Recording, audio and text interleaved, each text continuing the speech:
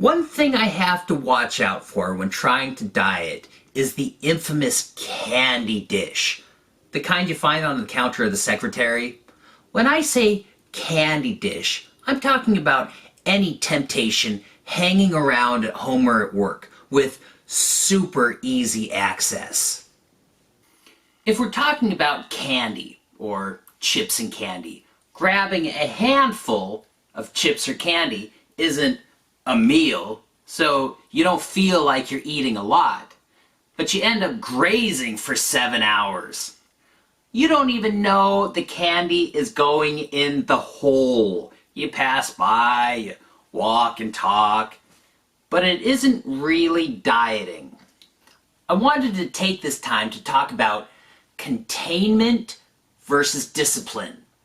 For me, containment is just not having food around. You can't eat it if it's not there. It's as if you're contained in a controlled environment. Discipline is having the food right in front of you, but you resist. For me, I use a little of each strategy.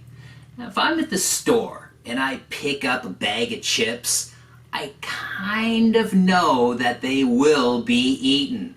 I'm tempted to get a little bit slick and say to myself, oh, I'm just gonna have these chips in the house just in case there's an earthquake. They're just for emergency. I'm not gonna eat them. But I kind of know that I'm lying to myself. I'll be sitting on the couch. One thing will lead to another. I'll pull the bowl of chips a little bit closer and end up eating all the chips. Why all the chips? Why not just a few? Well, if you're already eating chips, you might as well really eat the chips. Or maybe I'll get up in the middle of the night and sleepwalk to the fridge and wake up covered in bean dip. It's better just not to buy the chips in the first place. That would be what I would categorize as containment. You also need the discipline part. That would be having the chips there but not eating them. You need the discipline part because eventually you gotta leave your house and pass by bowls of chips in your everyday life. A final thing I'll say about the candy dish or any other tempting thing with super easy access. There are things in this world which are overtly addictive. Liquor, cigarettes, opiates, narcotics. You get all sweaty and frantic if you try to stop. But there are other things in this world which are hard to classify as addictive, but if they're around, you just can't stop. If there was a storm at sea and your ship landed on an island that didn't have whatever it is you're trying to break away from, you'd be fine.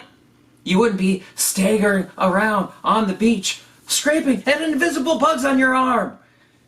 And to most of us, we see this as not being addicted to something.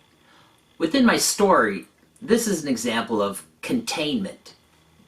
If you got a ride back to the mainland and on your way back you felt proud of yourself and healthier and made the declaration that you would stay the new course, if there's a candy dish at every turn, you got no hope of breaking away.